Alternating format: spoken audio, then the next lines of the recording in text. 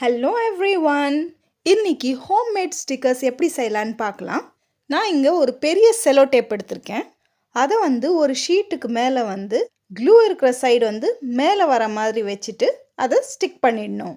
4 சைட்ஸும் stick பண்ணிவிட்டு உங்களுக்கு பிடிச்ச இமோஜியுடைய அவுட்லைனை ஒரு பேப்பரில் வரைஞ்சிட்டு அதை அந்த டேப்புக்கு அடியில் வைக்கணும். வச்சுட்டு அதுடைய அவுட்லைனை அந்த டேப்பில் ட்ரேஸ் பண்ணிடணும். உங்களுக்கு பிடிச்ச கலர்ஸில் கிளிட்டரை மேலே போட்டுட்டு அதுக்கு மேலே ஒரு செலோ டேப்பை ஃபிக்ஸ் பண்ணிடணும். சைட்ஸை கட் பண்ணிடணும். பின்னாடி ஒரு டபுள் சைடட் டேப்பை ஒட்டிட்டு உங்களுக்கு இஷ்டமான இடத்துல நீங்கள் இதை ஸ்டிக் பண்ணிக்கலாம். டைரிஸில், ஸ்லாம் புக்ஸில், இல்லைனா உங்கள் ஃப்ரெண்ட்ஸ்க்கு கூட கிஃப்ட் பண்ணலாம். இந்த மெத்தடை யூஸ் பண்ணி நீங்கள் எக்கச்சக்க இமோஜி டிசைன்ஸை செய்யலாம். இந்த இமோஜி ஸ்டைல் ஸ்டிக்கர்ஸ் ஸ்கூல் பசங்க, காலேஜ் பசங்க, டீனேஜ் பசங்க இவங்க எல்லாருமே ஈஸியாக ட்ரை பண்ணி பார்க்கலாம்.